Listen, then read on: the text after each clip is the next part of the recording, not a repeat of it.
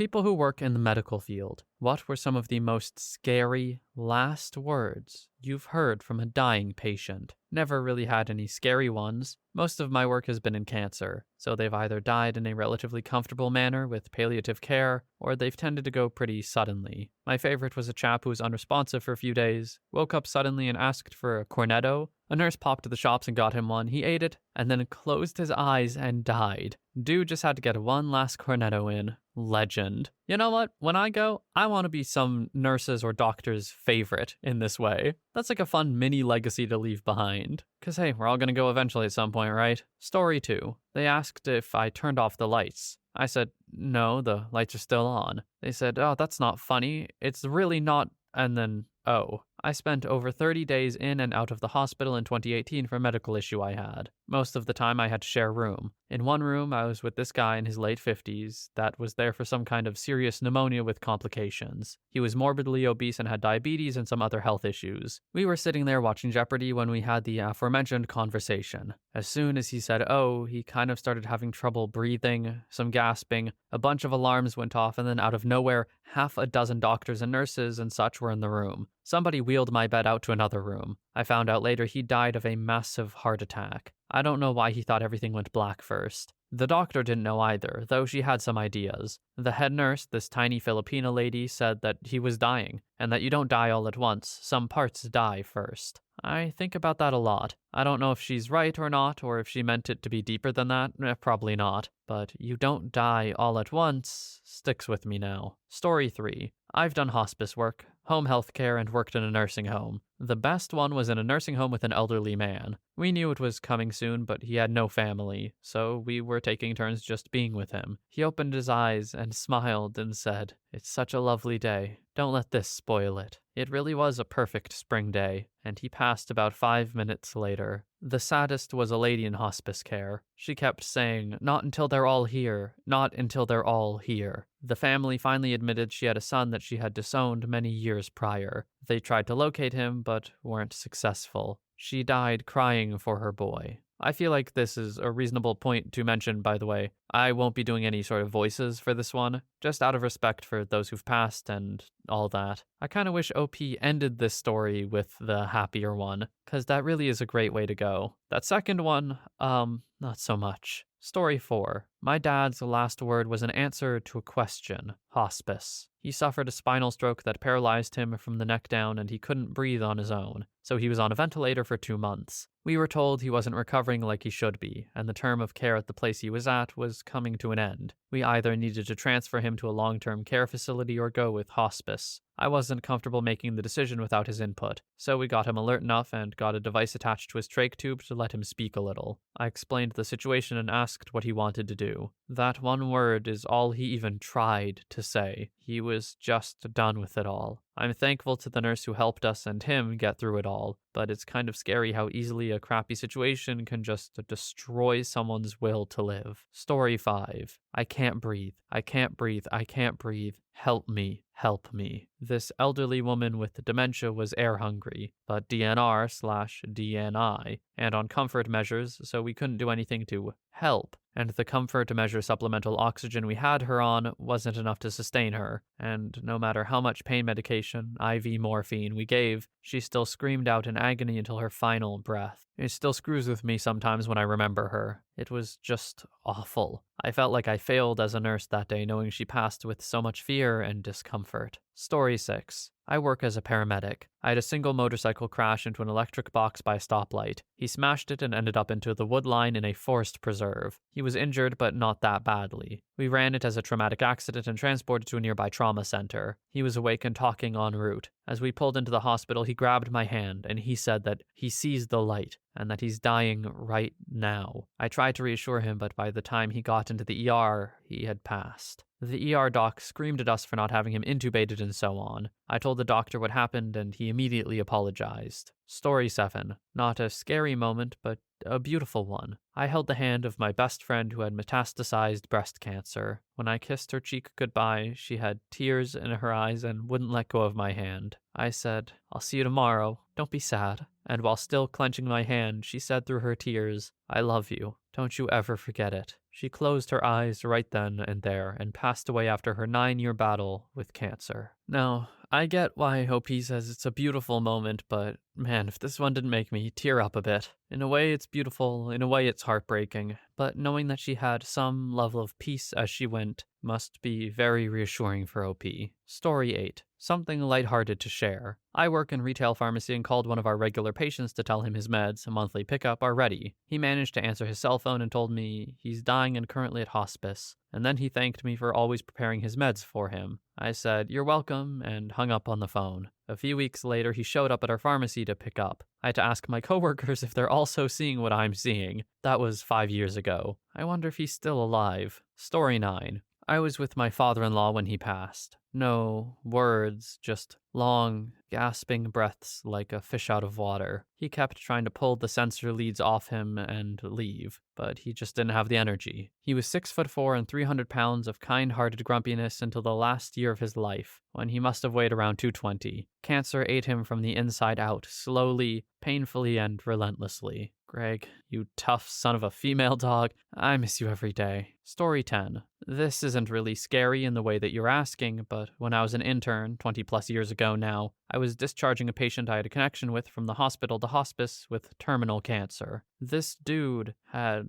nobody in his life. I told him I would come visit him, and his last words to me were, "No, you won't." But I actually did. Maybe 3 weeks later, I went to the hospice house and he had already passed away. I was wrecked, but it made me realize how fast things can change, and the impact of my last words to this dying man scared me and stuck with me. Story 11. A few stay with me. Paramedic. I think I'm going to die. It's happened on more than one occasion where a patient directly tells me that they're going to die and seconds later go into cardiac arrest. It's so common that a sense of impending doom is a legitimate symptom. Don't let me die. He arrested as we arrived at the hospital. They didn't get pulses back. Stable on scene but declined rapidly during transport. That family had no way to know that was the last time they would see him alive. Me. I'll see you again. Her smiling. No, you won't. Hospice patient I transported many times before. First name basis. We always said we would see each other again after I dropped her off. That time she replied with a simple, "No, you won't." And it was the last time I ever saw her. Some people just know. That's what is so sacred about the medical field, really. We have this image of giving our last words to friends or family. However, for many of us, our last words will be delivered to the ears of a complete stranger. In those last moments, I'll be whatever you need me to be. Your child, your spouse, your friend. Whatever you say will be heard and carried with me to the end. Story 12. When I was 11 years old, going to a school friend's birthday party, I saw a motorcycle rider wrap himself around a telephone pole. My dad, a Vietnam vet, 3 tours, got out of our Suburban, held his hand and prayed. Then he told the man he would die, and he told him not to be afraid, to think of his loved ones. Remember how strong they know he is. To die knowing he is loved. He is on his way to his next journey. He had a well-fulfilled life of love and happiness. My dad never met the rider. The rider believed every word. His last words were bubbles. Story 13. My grandfather knew he was dying, and I sat with him for hours as different family members dropped by to say goodbye. He never spoke or really acknowledged them. When everyone had finally left and my folks stepped out for a breather, he started squeezing my hand. I asked if he was hurting, but he didn't say anything. So I asked if he was scared, and he turned his head to look right in my eyes. I told him it was okay, and I would be right here with him. He squeezed my hand again and whispered, "Ernie." That was my late grandmother's Ernestine's nickname, so I started talking about her and that I knew he missed her, so maybe he was more nervous than afraid. I told him he looked really handsome, especially since the hospice nurse had come in and given him a clean shave, just the way Mama liked. He squeezed my hand harder and started mumbling, "No, JP." That's when I realized why he was so anxious. My grandmother's first husband was JP, and they were married for 15 years before he passed away in a logging accident. They loved each other very much and had 5 children. My grandfather married her a little while later, treated her children like his own, and they had 2 children together with my dad being their youngest. They were married for more than 50 years, yet when my grandfather's time came, he was afraid that he wouldn't see my grandmother because she would be with her her first husband. There wasn't anything I could say that seemed to bring him any comfort. He just whispered JP over and over, shaking his head while looking around as if he were in the room. All I could say was, JP's got to spend the last 8 years with her. I'm sure she'll be more than ready to see you by now. This one just breaks my heart. In his last moments, he's thinking about his late wife who died 8 years ago and just worried that she won't even want to see him or be there to see him when he gets to wherever he's going next. OP, that last line that you told your grandfather, I can't speak for him, but I think it really was one of the best things you could have said at that moment, and I hope you gave your grandfather at least a tiny bit of peace before he passed. Story 14. Never heard last words, but as a young CNA, a guy with sepsis who was on his way out asked me to help him die. Freaked me the hell out. I gave him his ice chips and went on break, after informing the charge nurse of the conversation. I was not mature enough to handle that at the time. I wish I'd done better, but that wasn't covered in class at all, 30 or so years ago. Story 15. I served in the Navy as an FMF corpsman. Saw my fair share of guys dying out there in Iraq. The ones that still get me were the ones with fear in their eyes. It wasn't so much what they said, but just how they looked. Terrified, confused, and mortally wounded. The ones that knew they were pretty bad went peacefully, while others screamed in agony. The saddest one was a 21-year-old who got shot and suffered a stroke from the injury. The entire left side of him dropped and sagged. All he wanted to do was call his family, and we couldn't facilitate it. Still haunts me to this day. Story 16. I worked in a seniors' care home for many years, and tended to both my parents as they were dying. Most of the elderly would mumble stuff that I couldn't quite make out, but one woman in particular said something like, "How are you here?" while looking at the corner of the room, a couple of hours before death. Another one told a care aide that her husband was waiting. Care aide told me this just as I entered the room, so I didn't hear that one firsthand. My dad didn't say anything, but the smile on his face was the biggest I'd seen in the years prior to his death. He named the infant baby/stillborn that he and my mom had, a brother I didn't get the chance to grow up with. My mom said thank you to me right before she died. My sister and I took her to all her appointments and kept her in her home while on her deathbed. She was so scared we'd put her in hospice, but we wanted to respect her wishes. Hard, but worth it, in my opinion. Story 17. Paramedic here. Went on a lift assist last year. Tried forever to get this woman up off her bathroom floor. She was a very large woman, so we had to call the fire department for help. She had been weak for the past couple of days, so I convinced her to go to the hospital for evaluation. While wheeling her out to the ambulance, she told her son, "I'll call you when I get there." From loading her into the ambulance to when I climbed in, she went into pulseless VTAC and died. It was so surreal. Story 18. My mum told my sister to take her hands off her before they increased the morphine. She was trying to get out of bed to go home. She was fed up at the hospital. It was the final burst of energy before death, and we had to hold her gently to explain to her why she couldn't go. I hope my sister was so sleep-deprived she forgot those words, and I hope she remembers she helped soothe my mum in her final moments by playing records she has of our grandmother singing Polish hymns. Story 19. My dad had to temporarily go into a care facility. While I was visiting, he got a new roommate. The man was crying that he was going to die. The worker tried to assure him he wouldn't. One told him his daughter was on the way, and he cried he'll be dead before then. I went home. Dad told me that the man did die that night, and before his daughter got there. Story 20. Not scary, but heartwarming, yet sad. I was this gentleman's nurse for 2 days. He was having breathing issues, DT, chronic lung problems. On my 3rd day with him, he's breathing harder, but still okay. He talks with the doctor and decides he wants to go DNR. After the doctor leaves, I'm helping him with his oxy mask, and he looks at me and says, "I'm really glad you're my nurse today." His brother comes in and I leave the room so they can talk. Not even 10 minutes later, the brother comes out of the room and says, "I think he stopped breathing." I go inside and sure enough, the gentleman passed away peacefully. This happened 2 years ago, and still to this day, the one patient I remember the most. Story 21. I work in the medical field, but have not heard the last words of a patient. On the other hand, I heard my mom's. 83 and had been living without my dad for 5 years. They had been married for 56. She had all her ducks lined up. She wanted to die at home and was DNR. Right after breakfast one morning, she asked me to call 911 because her chest hurt. Her words were, "I know it's my time.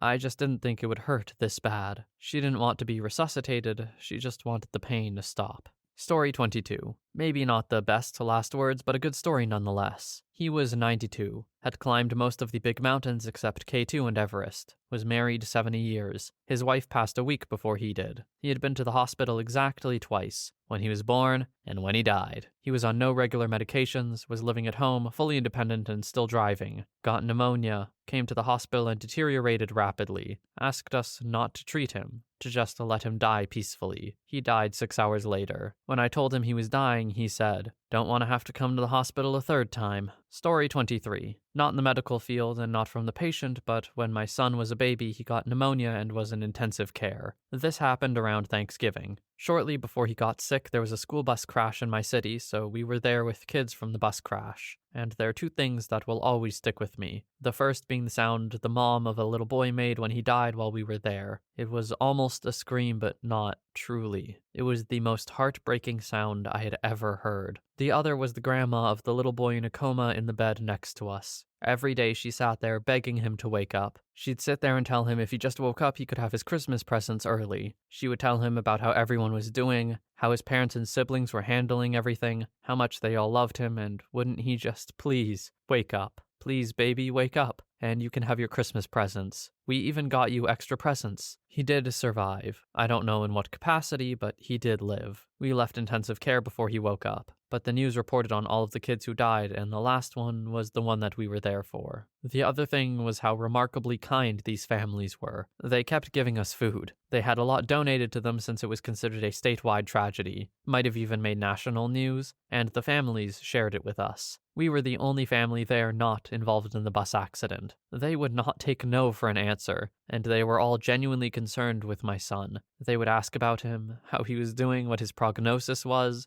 ask about my husband and myself, make sure we were holding up okay, all while going through such a tragedy themselves. Story 24. I was in the room when my mother's mother came for her. My mom was a hospice nurse. Until I saw this, I didn't know my mom was going to die, but my mom had told me she'd witnessed this scene herself many times. She said sometimes people aren't ready, and they would fight, but then a day later they talk to the person again and say, okay, and pass shortly after. My mother begged her mother to let her live. She cried like a little girl begging Mom no. I threw myself on her and held her and begged her not to leave me. When the doctor came the next day to say they needed to get her into surgery to remove her necrotic colon, I told them no. She was going to die no matter what. The other thing my mom said throughout her life as a nurse was, I want all necessary means to save my life unless they're going to remove my colon. So I had two very clear signs as to what the correct thing was to do. Why the colon? Like, not to remove from the tragedy of the story, but I am confused. What is so sacred about the colon that you don't want that removed? Is it because if they're going to remove the colon, you're good as dead anyway? If anyone knows the answer to this, throw it in the comments, because I do want to know. Story 25. My father-in-law's last words were to me. We were in a hospice room. I was crying, apologizing for telling him I wish he would die. Alcoholic liver failure, and he'd relapsed again right before this. He said, it's okay, and pet my hair. 2 days of silence until he died. I miss the bastard. He was an alcoholic, yes, and caused a lot of hurt, but man, he made sure I was never alone. Story 26. I'm an anesthesiologist who worked a decent amount in the COVID ICUs in 2020 and 2021. I was also part of the team that went around and intubated people who were in respiratory failure wherever they were in the hospital. Most people did not have a lot of energy for last words, but there's a characteristic look of people who realize they're dying of respiratory failure, and I can vividly picture them in my mind. It's a weird mixture of panic and exhaustion. Most of those people never got extubated, so it is a bit humbling and a bit dark to think that for many of them, I was the last person they ever saw. Story 27. Professionally, I'm a respiratory therapist for context. During COVID, a young guy the same age as me just got married and went on his honeymoon. Came back and tested positive. We had him on high-flow nasal cannula, then BiPAP. Then we had to finally make the call and intubate him. He grabbed my hand and looked at me and said, "Oh God, please don't let me die." As a general rule, I never say you're not going to die, but he looked me in the eye and was so afraid that I said, "I'm not going to let you die today." I spent 3 weeks with him, threw all the tricks at him, Velatri proving ultimately ECMO, and he ultimately died. That one screwed me up for a while. And personally, the November before COVID, my grandma was diagnosed with cancer and was going downhill fast. I visited her and we talked about my wedding, and she looked at me and said, "When is it?" I said, "November next year." She said very plainly, "Well, I won't be there, but save me a seat and I'll watch from heaven." Then a few days later, I got a call from my mom to say goodbye to Grandma. She had been nonverbal for hours at that point, and she said, "Miha, remember to save me a seat. I love you and I love my husband's name. He will be good to you. Okay, goodbye." I understand in that line of work why you wouldn't want to tell people that they're going to live, because really, you don't know. In medicine, anything can happen at all. And so you kind of cover your bases, I guess, by saying, or by not saying that they're going to make it. But at the very least, OP, I think you told that person what they needed to hear at the moment. Just that someone was fighting tooth and nail to keep them alive. And although it didn't work out, it sounds like it wasn't your fault at all. Sometimes these things just happen. And I'm sure you're acutely aware of that being in the field you're in. Thank you for all the work you do, OP. Story 28. Not from the dying patient, but from the mom of the patient who is screaming and crying, "No, you have to save my baby. Don't tell me my baby is gone." That one is stuck into my head forever. I think mom and dad had gone out for date night and left the baby with grandpa. After feeding the baby, no one checked on the baby for a couple of hours, and when grandpa went back to check, the baby had spit up some milk, but he was turned over and had aspirated it. He choked and already had blue lips when discovered. I remember everyone in the room tried CPR. Random docs, nurses, EMT, pharmacists, and cops were all in the hallway crying about this. Went home after the shift and immediately hugged my kid, who was 9 months old at the time. It's the scariest part about having a kid under the age of 1. You need to constantly monitor them after feeding because they can just spit up. Story 29. I used to lifeguard, and one time I responded to a multiple-person rescue. When we arrived to the scene, just about everybody was out of the water or being dragged out except for a 12-year-old boy who submerged, aka sank to the bottom. Me and the rest of the available guards formed a line search to look for him. Luckily, the search went pretty effectively and we found him rather quickly by line search standards. Granted, you go into these scenarios practically blind, though submerging underwater like that in a rip current typically seals your fate, unfortunately. You only have around 10 minutes max before you lose brain function, and, well, this kid was under for longer. But we did get him relatively fast, so that line was blurred a bit for anyone watching. Though anybody on scene who was a medical responder knew what the outcome was going to be. Although I didn't hear the kid's last words, I'll never forget doing CPR on him and seeing the boy's father kneel down next to me. He looks me in the eyes and says, "Do you think he's going to make it?" I knew by that point he wasn't, and I forgot exactly what I said, but it was along the lines of, "We're going to do the best we can." But in that brief moment, I could feel his sorrow, the magnitude of his hope while facing the most tragic circumstances any father could, all while I feigned my response because I knew what the situation held. Last I heard was that they did end up getting a pulse back on the helicopter to the hospital, but he was brain dead at that point. At least the family had some time to say goodbye, I guess. I believe the full story afterwards was that the kid's 2 older brothers were the ones who initially started drowning and the kid went out to help them.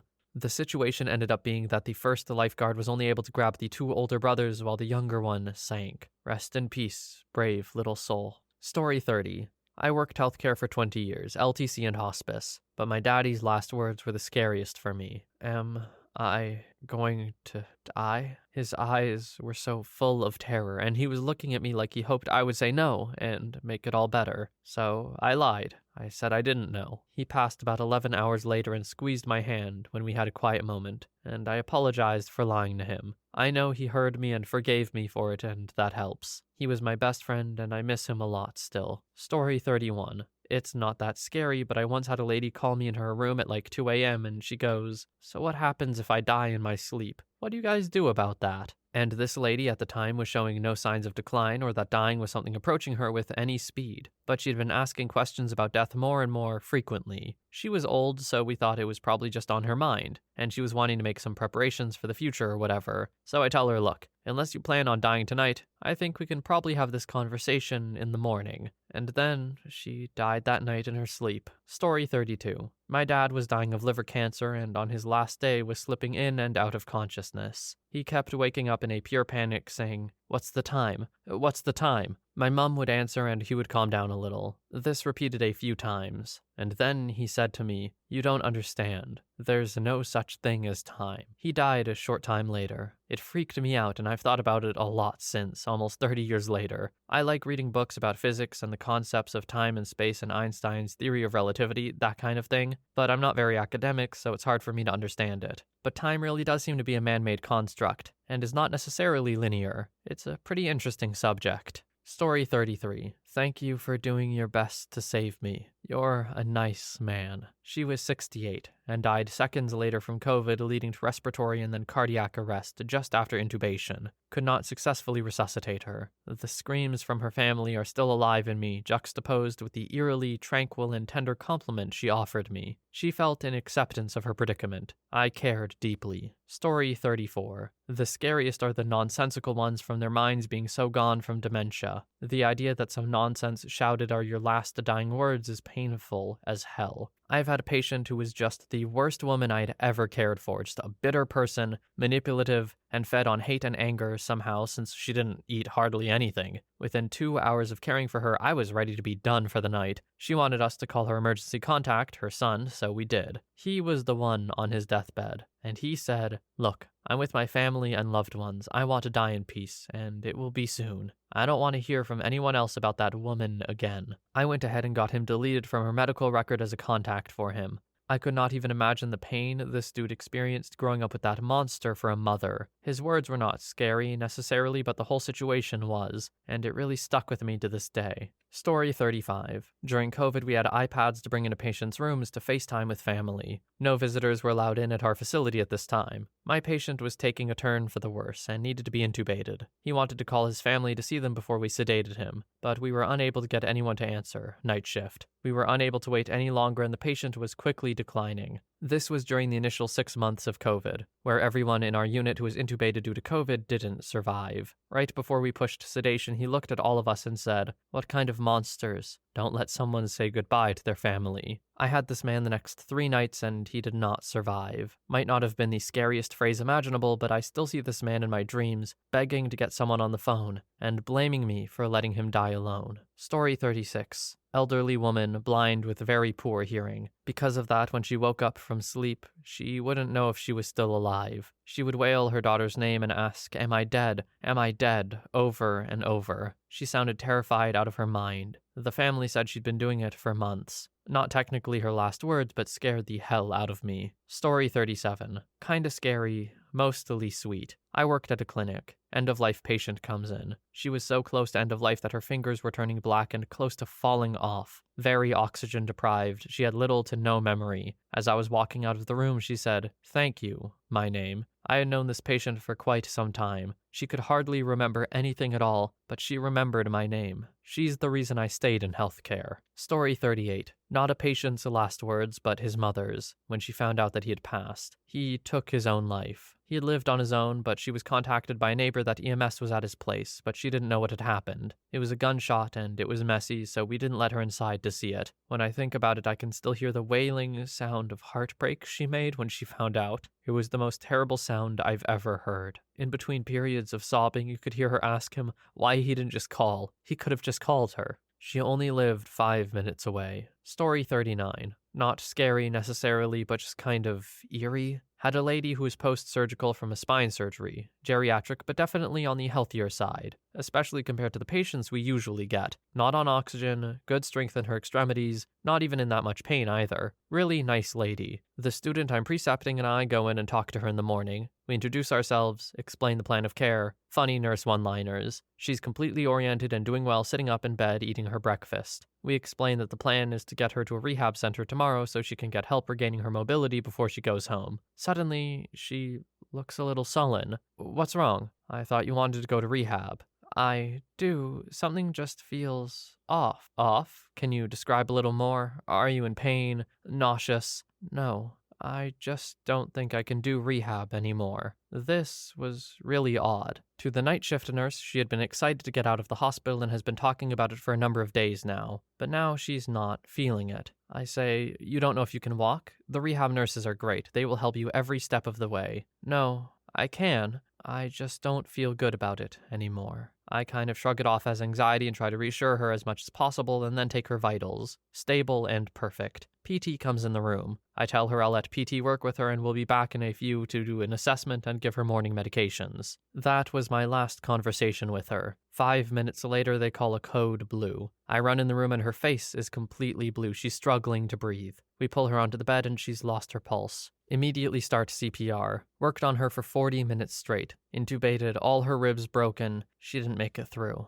I just still think about how she seemed to know, how she was so weirdly aware. I guess hindsight is 20/20, but I think about it a lot. Story 40. 101-year-old lady before going to bed. My mother will pick me up. We're going out. Passed peacefully in her sleep. 86-year-old lady having her supper. I'm going to die tonight. Oh, Martha, you're not going to die. Sure you're not. I'm tired. I want to go. By the way, the pancakes were good. Do you want pancakes and honey for breakfast tomorrow? I'm not staying for breakfast. Died early in the morning. Story 41. So my brother is an ER/OR nurse, and he's told me a few doozies. Car crash victim, mid-50s, looked at his wife and said, "I've never loved you," and then died. Young lady shot by her boyfriend. No one came to visit. Sat up in bed and said, "It does end," and died. Those two stuck with me. Just creepy. Not to speak ill of the dead, but that first guy, I don't know any other way to say it, is a jerk. There was no reason for you to say that at all. Just so unbelievably disrespectful to your wife. Just like one final middle finger as you go out. Come on, man. Story 42. My father was a police officer and often worked nights. One night while on patrol, he came upon a car accident where a 4-year-old boy was the only survivor. My dad found him in the wreckage and noticed he had a significant head trauma. He held the young boy momentarily, and in his final moment, he looked at my dad and said, "Daddy, can we make popcorn tonight?" and then died. When my dad returned home that night, I remember waking up to him silently hugging me. I was 4 years old. It absolutely messed me up for a while. Story 43. Was doing rounds on ICU around 2 a.m. Suddenly, a patient signed her hand for me. She was intubated. So I rushed to her, and then she asked for my paper and pen. And she wrote, "Why are there so many people in here? Tell them to quiet down a little." Me and my partner were the only ones there, and the other 2 nurses at the station were already having their nap. She asked her relatives to inform us not to let many people in next time. We told them we had not done that because it's ICU and is strict on visitations. We knew something was up. If I remember correctly, relatives said she saw about 16 to 20 people. Story 44. I can't believe she's divorcing me. I can't believe she's leaving me. We were all so busy doing rounds that night. He was so hurt. To this day, I can hear the pain in his voice. Something happened and he was a new admitted patient to the ALF. That was the first night I met him. He was one of the only patients that was able to move around on his own, / his mind was also sharp. He was in better shape than the patients on hospice and his roommate. His roommate wore diapers, couldn't do anything for himself. You would have bet money that he would have checked out before him. You never would have guessed that this guy was perfectly normal and died that night. To this day, I'm convinced he died of a broken heart. Story 45. 2 come to mind. One woman came in after a very bad car wreck. She was crushed all over and she kept saying, "I can't breathe. I can't breathe." And you could hear the gurgling in her throat from blood filling her lungs. It was pouring out of her mouth and it sounded like she was drowning. She was intubated shortly after and passed a week later during surgery. I'll never forget how terrified she sounded. The next was a young guy who came in with a gunshot wound to the chest. He was fully conscious and the docs told him they would need to intubate. He said, "I'm scared," and was dead within the hour. It's so crazy how fast people can go downhill. Story 46. I remember talking to an old neurologist in the ICU. I just remember her telling me how stupid she felt. She had gotten scratched by her cat and went into sepsis. She kept talking about how she knew better, but she did too little, too late to get it checked out. That one really sucked. Had a guy code on me twice during a diagnostic test on consecutive days. He didn't say anything, he just kind of looked around blankly while his daughters, adults, screamed and panicked. Don't ask why his daughters were there. I raised a lot of hell and forced a lot of safety meetings and changed a lot of protocols after that. Mainly the worst was COVID, just listening to those vents alarming non-stop, and watching them deteriorate until it was time to code was the worst. It was like watching train wrecks at the same stretch of track non-stop for like a year. Story 47. I'm not a medical professional, but when I was 9, the mom of a girl I went to school with T-boned an older guy who had a heart attack and ran a stop sign. She went through the windshield and landed landed on grass, so we all assumed she was fine because she was walking around and talking. Ambulance shows up and the paramedics keep trying to lay her down on the gurney. She just keeps resisting and saying, I'm fine, I'm fine. Suddenly, she just trails off, still saying she's fine. She starts bleeding from her nose, still trying to mumble, I'm fine. The paramedic running the show just says loudly and nonchalantly, she's in shock. She'll be DOA. Help someone else. We basically watched this woman's soul leave her body. The whole interaction has haunted me since then.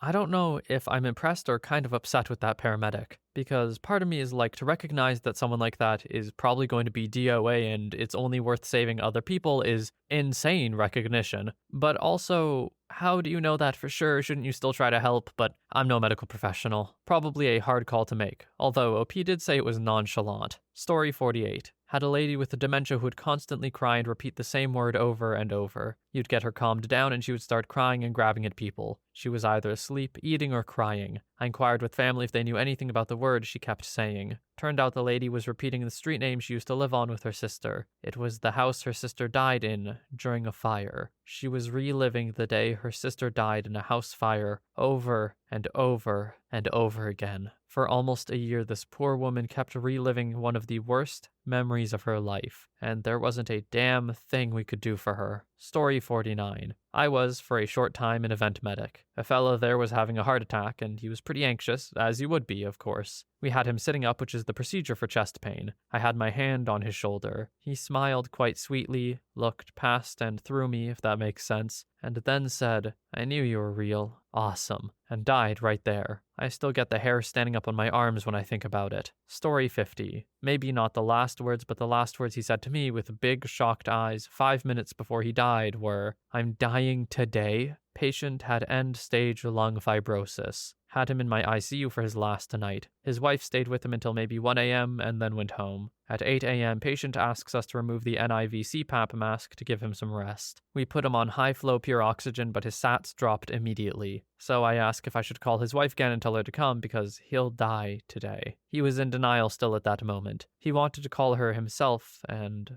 never got to it. At least he wasn't alone. He was surrounded by caring nurses. Story 51. My grandma passed away in December at 95. Born in the Great Depression in rural Nebraska, she had a great life and lived on her own until the moment she went to the hospital 5 days before she left. She ended up with a ruptured gallbladder that was causing severe pain and an infection that would eventually take her. The last time I saw her before she was on palliative care, she told me that this is her choice, that she loves us and is ready to go see Alfred, her husband, and Al, my dad. They put her in an inpatient 24-hour hospice facility just 5 minutes from my house, so I got to spend a lot of time with her and family. Went to see her a bunch over the next week even though she couldn't communicate. Last time I got to see her was about an hour before she passed. Her breathing had calmed and her body seemed at peace. She was a great woman and cared about all of our well-beings. I'm going to miss her a ton. Story 52. I worked in a critical area during COVID, in a private hospital that had an agreement with the state, so we treated some of their patients. This included former prison guards of one of the worst ones in Mexico. They were 50 to 70 years old, very tough guys. They were absolutely horrified of death. Even when they knew there was little time left, they preferred to be alone than to allow us to face call their relatives so they could say goodbye, as visits weren't allowed. Some cried like toddlers while calling for their moms. A couple confessed to me part of the tortures and murders they commit, agonizing about the penalty they would find in the afterlife. More than the words per se, I remember their facial expressions. Story 53. Wasn't in medicine at the time and not necessarily words, but a promise I asked of my dad. It was 2021 and I was a 19F who was given medical power of attorney over my dad, who was suffering from COVID. He was in an induced coma and on a vent around my birthday. I had a birthday planned away from home with my then boyfriend, now fiancé, and I visited him prior to flying out. I said, Daddy, promise me you'll behave for all the nurses here and wait until I get home and cause any trouble, okay? Most memorable birthday I've ever had. The night I got home, I visited him and talked for a few hours about my trip. I decorated his room with the photos I took so he could see them when waking up.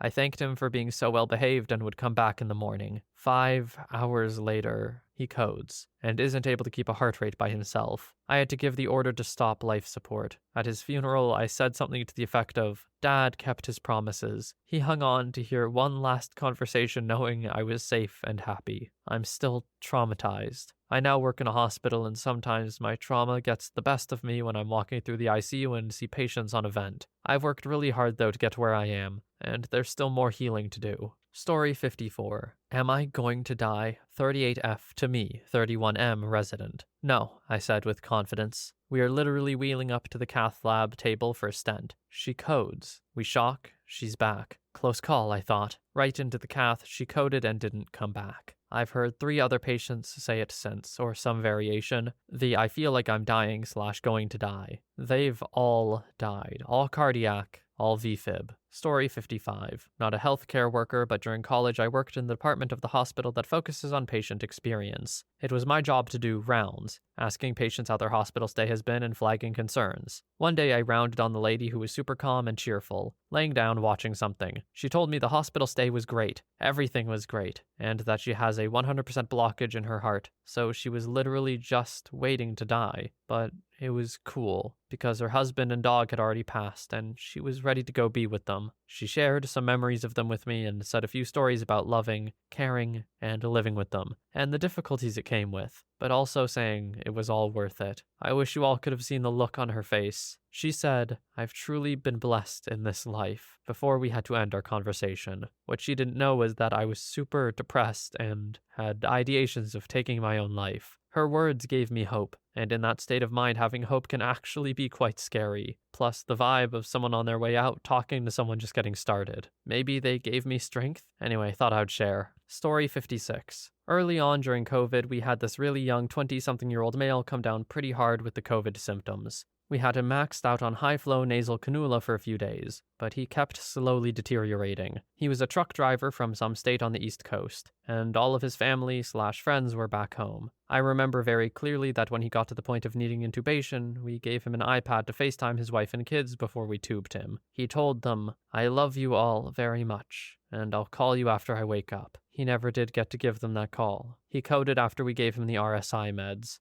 Fortunately, we got ROSC after a few rounds, and we kept telling ourselves, he's young, he'll be able to bounce back from this. But he never regained any neurological status after that first code. He coded several more times over the next few days. I remember doing compressions on him after his 7th code. His chest felt like jelly. I still think back to setting up the iPad in his room for his family to see him while we withdrew care. What a freaking terrible way to say goodbye to your loved one. I think the scariest ones we've read so far have all been like this, where the real scary part about it is not truly knowing that it's the end. Not knowing that these are the last things that you'll say or the last time you'll see people you love. At the very least, his last words were to his family, and I hope they can hold on to that and it gives them some sort of, well, probably not peace, but maybe some closure. But still, not being able to be there with him probably hurts a lot. I have nothing but sympathy for this person and their family. Story 57. My own name. I had a DNR/DNI confused patient who didn't have capacity to make her own medical decisions. During the height of the first COVID wave in the emergency department, this woman was awake and knew she was in the hospital. She knew she couldn't breathe, but wasn't with it enough to reverse her own advanced directive. I had 15 patients, all dying, and unfortunately she wasn't the priority person because she didn't have a prayer of living through a COVID infection at that point. She was already blue-lipped and maxed out on a high-flow nasal cannula and non-rebreather mask. I went to her room to hang a med, and she grabbed my arm and begged me, please, help me. I hung the med and stroked her hair for a second when we got an overhead that a 20-something-year-old cardiac arrest was coming in, who was obviously the priority. So I apologize, stroke her hair one last time, and give her hand a squeeze. As I turn to leave and walk out of the room, she just keeps gasping / shouting my name over and over again as my back is to her. Suddenly, the yelling stopped once I was 20 paces out the door. I looked back at the room and she was slouched over with a systole on the monitor, dead as a doornail. I ran back in, put my stethoscope over her heart to listen, flagged down a doctor to officially pronounce her, and went to go work on the 20-year-old arrest. We didn't even have time to bag her body until 3 hours later. I'll never forget that one. Story 58. A lot of this only really clicked when I was older. When I was 11, my mom was on her deathbed. After a battle she thought she'd won with a lung cancer spread to her brain. My mom was raised Catholic, but we as a family are staunch atheists. Undoubtedly, going through the cruel process that she did, she contemplated her existence. Perhaps to drive home the point even further, one of the songs she picked out for her funeral was REM's Losing My Religion. So the dreaded day comes. I get woken up, driven to the hospital. My mom was in so much pain, and it was clear this was about to be the end. Bits of family had gone in to say goodbye, and finally, it was my turn.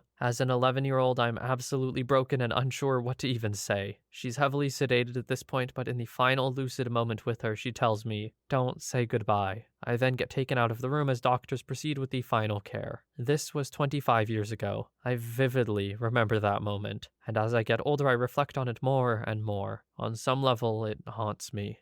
Story 59. My grandfather was in hospice last year, completely unresponsive for a while, and then all of a sudden, he started screaming, "Help me, please someone help me. I don't want to die." At this point, all of his organs were shut down. He hadn't had anything to eat or drink in weeks, only fluids he got were from the morphine. Then he died 2 days later. Super traumatizing, especially for my grandmother, who spent 60 plus years with him, and my dad and my aunt. Story 60. Motorcycle accident, not the patient's fault, and they were wearing all the appropriate gear. They roll into the trauma bay, awake and oriented but beat up. What hurts most, we ask. My pride, they answer. Patient laughs and we all laugh. Patient is dead. Traumatic aortic dissection, basically ripped the aorta off the heart for lay people. Trauma thoracotomy, nothing to do. I'll never forget this. Story 61. The last time I saw my lifelong pot-smoking older sister, 69, 15 years ago, was in the hospital ICU, where she was hooked up to every tube possible, including oxygen, and being given morphine intravenously. I stayed with her most of the night, and when I had to leave, I told her I'd be back in 5 hours after I had some sleep. Her last words to me were,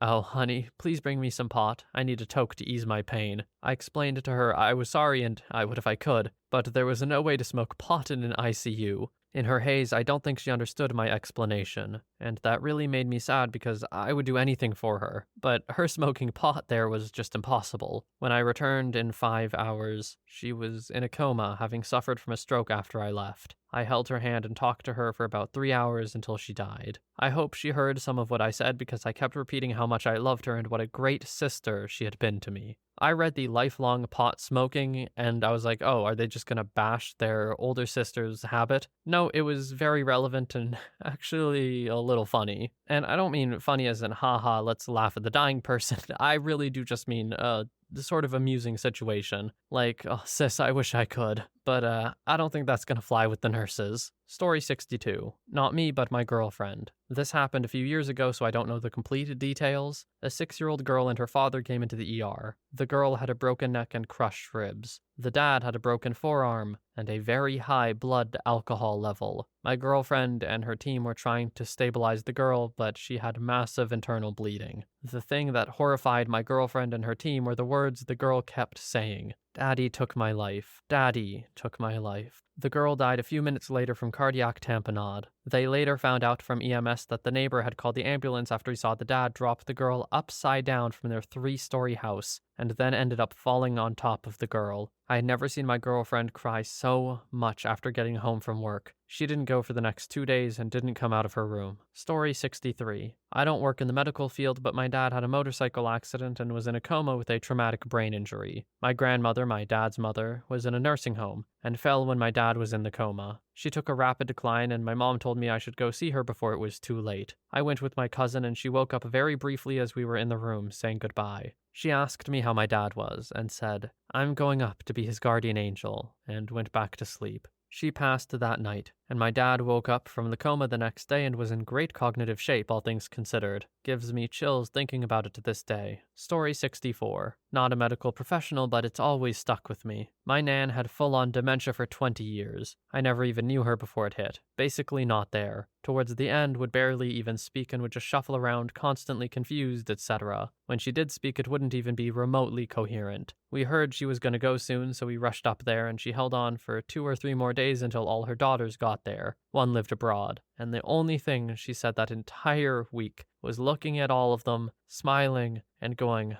"All my girls," and closing her eyes. That was it. She was done. but she had the lucidity to know that they were coming, wait, see them for one last time, say that, smile, then just go. We hadn't seen that in 5+ years at that point. Half the time she didn't recognize anyone in the room. What was going on in her head that whole time terrifies me. She went in peace and smiling at least, but goddamn. I think if I'm afraid of anything in life, it's losing my mind in this way. I personally never want to get to a point where I see a loved one and don't recognize them. Hopefully what you saw was a true moment of lucidity from her, and that she passed with her last waking moment being conscious, being there with you all. Story 65. Not me, but my sister is an NP. A dying man waiting for his daughter just couldn't hold on. He grabbed my sister's hand and told her, "Tell my daughters they were the lights of my life, and I hope we meet in every life, because they made me the man I always wanted to be, and the father they deserved." He passed as soon as his youngest daughter came out of the elevator. My sister was devastated for her and her sisters because if he could have held on for just a few more seconds. The youngest daughter let out a sob that was so visceral my sister just hugged her on the ground for a few moments. My grandfather felt his time coming. He would pray to any light source. He called my mom. He'd taken to calling his children just to hear their voices and his grandchildren's voices. A day before he passed, to apologize for his cruelty when she and her siblings were younger. He apologized because he didn't know better. He himself was just a boy when he was married, and had to be a man, and he was lost. The day before he passed, he held my aunt's hand and said, "I've lived, but now I'm going." Story 66. Last gesture, I guess. My dad couldn't speak anymore because of the cancer, but my boyfriend at the time told him not to worry about me, that he loved and wanted to marry me, and he would always take care of me. My dad started to cry and shook his head yes. My boyfriend said goodbye, turned to leave, and my dad reached out, grabbed his hand, and held it to his cheek as he cried. We all lost it. Of course, my boyfriend went on to cheat on me with one of our friends, one of the many times he cheated, and they got married using the wedding plans we drew up. It's been a whole lifetime of lying crappy men, but at least when my dad left the world, he thought I was going to be okay. That makes me feel better. Now, not to be dramatic, OP, but with all due respect, I hope your boyfriend doesn't sleep well at night in his life. Or your ex-boyfriend, I should specify. Because, oh my, why would you do that? How are you going to do that to someone after having that moment with their father? Like, if you two grew apart or whatever, understandable, that happens. Cheating and getting married with the wedding plans that you drew up? Oh, I don't know who this guy is, but I know if I ever happen to see him on the street, I will know immediately. I will just get the worst possible vibes from that kind of person. Story 67. Former paramedic here. 2 patients stick out. The first patient was experiencing respiratory distress. As we pulled into the ambulance bay at the ER, she put her arms straight up into the air and looked up. She said the lights and music were so beautiful and they are here to take me. She seemed comforted by this, as she didn't sound panicked any longer. She kept her arms straight up in the air and talked about the angels until we moved her to the ER bed. Then she went absolutely silent and stared down towards the floor. Nurses kept asking her permission to cut off her clothes. I explained to them what I just witnessed, but no one took it as seriously as I did. She coded 10 minutes later. The second was a man having a massive MI that caused a 3rd-degree heart blockage that I was pacing. He only asked me 2 questions during our 40-minute transport time. Please hold my hand, and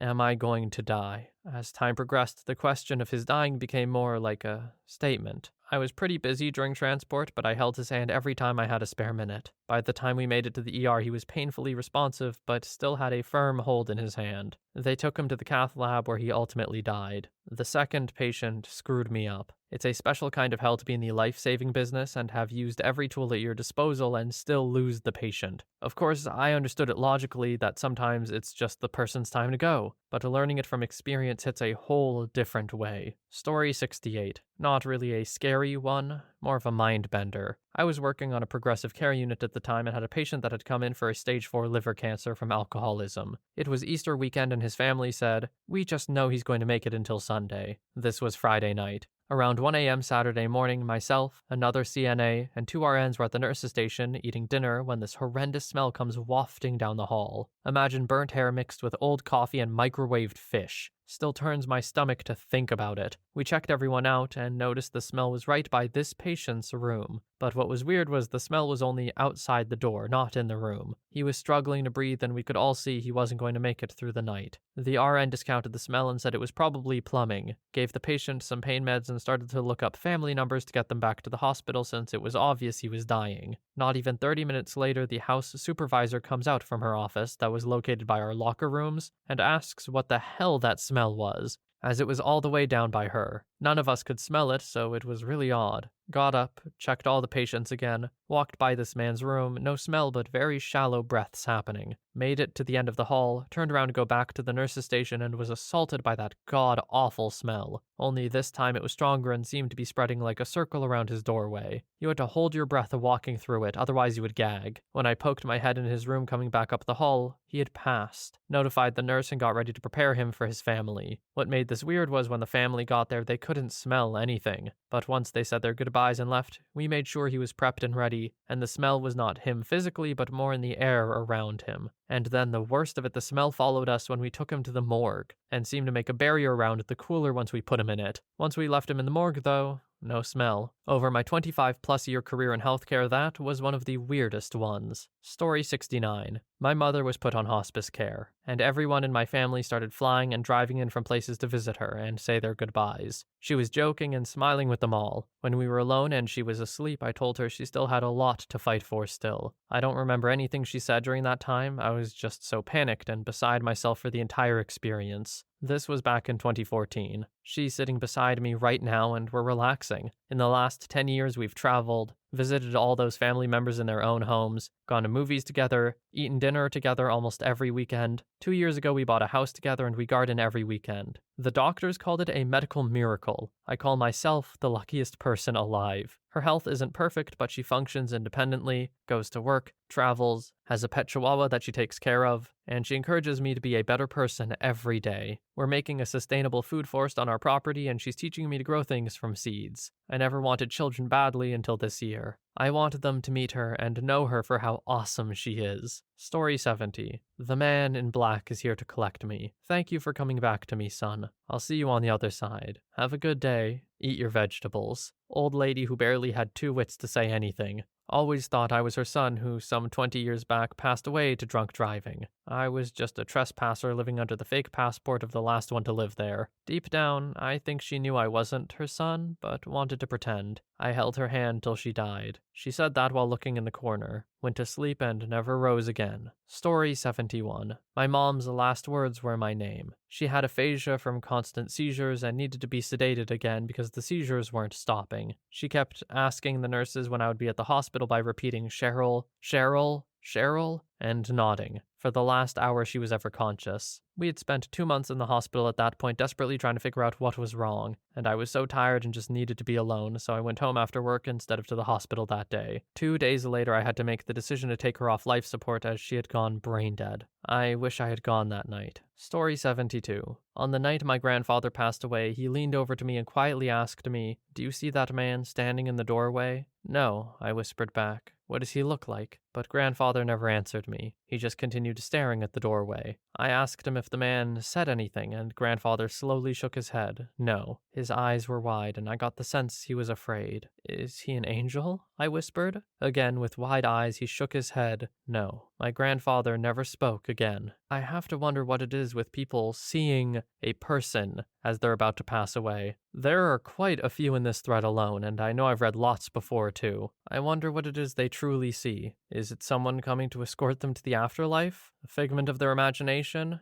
Or maybe something else? Story 73. My 16-year-old son's last words were, "Wait, what's going on? Am I going to die?" Then my crazy mother grabbed him by the face and said, "You need to ask to be saved by Jesus right now. You need to accept Jesus into your heart." And he said, "I'm trying." Then he was sedated and never woke back up. His liver bled out. Only 3 weeks prior, he got sick and we found out he had late-stage liver cancer. I only call her crazy because he needed to hear words of comfort right then, not her religious rantings. Yes, I'm a spiritual person, but my son needed to be comforted, not frightened more. He also asked, "Why me?" Why is this happening to me in the weeks leading up to his death when he was so sick and in pain? Even as someone who's not religious, I have to say I kind of understand where your mother is coming from, OP.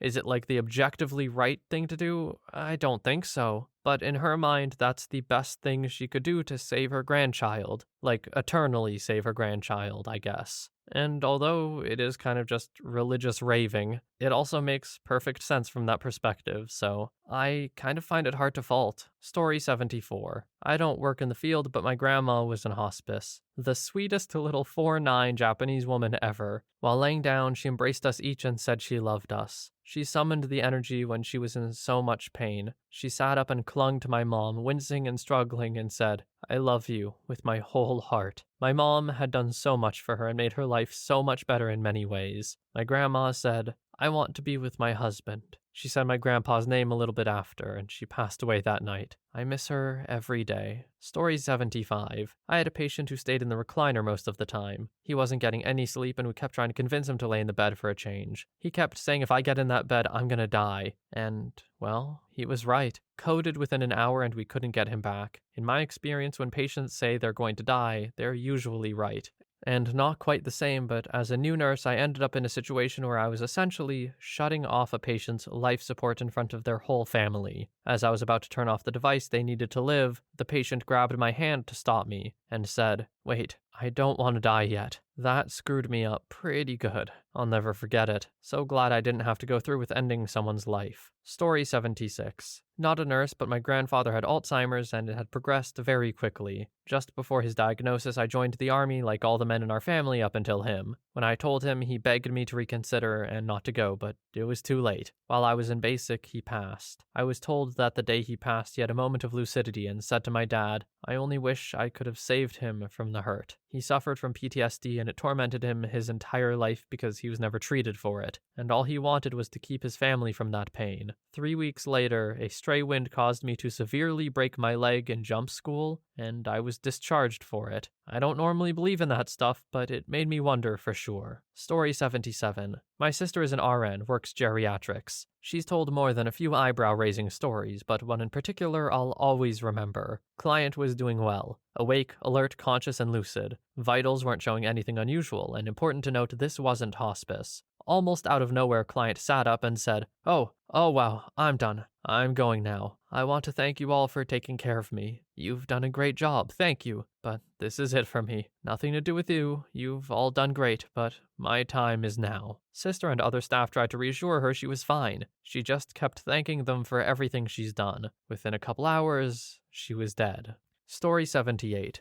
Not actual last words, but last words to me. Saw an ambulance across the street at my elderly neighbor's house early one morning. He knew I'm a paramedic and I knew the crew, so I went out to chat as they were coming outside. He walked out looking very pale, sweaty, a bit breathless, slightly hunched and grimacing in pain occasionally. I smile at him as I walk over before making eye contact with one of the crew pushing the chair out behind him, who I mentored by the way, to silently ask why he's on his feet. Get the equally expressive head tilt and eye roll at my neighbor's back that confirms unsurprisingly he's being stubborn and refuses to get in the chair. "Hi Bob, how you feeling?" "Crap son, this is me. I won't be home after this one." "Aw, come on, let these ladies look after you properly." He shrugs and grimaces. "I'm done. This'll be it for me. Good of you to come out and check on me, son." Gives me a shaky wave and then climbs up the step into the back of the motor, waving off the helping hand offered by my colleague. Next morning, his wife texted to say that he died. Story 79. I don't work in the medical field anymore, but I was a nursing assistant for 2.5 years. I had a lot of hospice/end-of-life patients and encountered many creepy last words, actions, etc. One that stands out when reading this question is, there was a woman. She was actively dying and in the restless stage. As we, my coworker and I, were attempting to keep her impulses at bay and allow her some peace in that moment, she had finally seemed to be resting when suddenly she starts attempting to climb out of bed almost in a panicked state. My coworker and I tried to reassure her that she was safe. We were there and everything was okay. As she was trying to climb out of her bed over the guardrails, she began repeating, "I have to go. I gotta go. It's time." My coworkers and I were very confused. My coworker laid her back and asked, "Where are you going?" "We're here with you." That patient looked her dead in the eyes and said, "I'm going home. I want to go home." I asked her, "Well, sweetie, where's home?" And she reaches her hand in the air, pointing to the ceiling, and said, "There. My home is there." And then she slipped into a relaxed, calm state.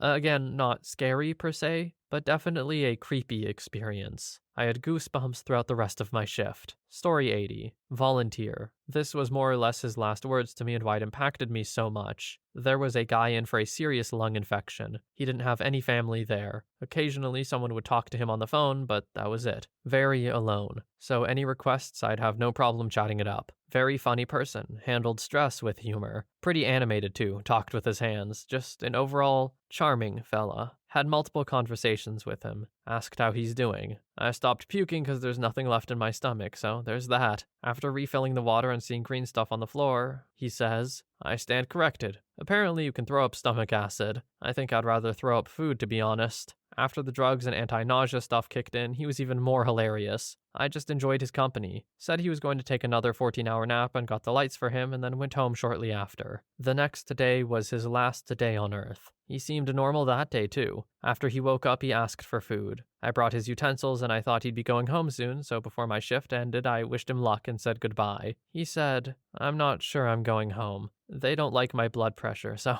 you're stuck with me for at least another day. But if I do go home, thank you for everything. I lack in the family and friends department, so I really appreciate the staff being so kind. Honestly, if I wasn't sick, this would be the best vacation ever. The food isn't even too bad, but it's room service, so that's awesome. I get to eat in bed and I don't even have to get up to pee. I'm probably doing it right now while eating and having a lovely conversation, which I probably ruined. But this is the epitome of lazy, and I love it." I was hunched over laughing so much. I just waved him off so I could stop laughing and breathe. I didn't even give him a proper goodbye because, well, I completely expected to see him the next day. Blood pressure being off is a big deal and they won't let people go home until it's normal. But I would never assume that was the lead up to this. I came back in the next day. 2 hours after that conversation, he went unconscious. Before they could get the life support, he just went. CPR couldn't get the heart going again, and his brain was deprived from oxygen for too long anyway. It was the most gut-wrenching feeling hearing all of this. This guy wasn't 80 years old or extremely overweight, he just got a really bad viral lung infection and sepsis. Watching someone go from being this highly animated, high-spirited person, this ball of life and joy, to being in a bag in the morgue the next day was such an eye-opening experience how fragile I am and how unfair life was. I spent so much time looking into him and his obituary.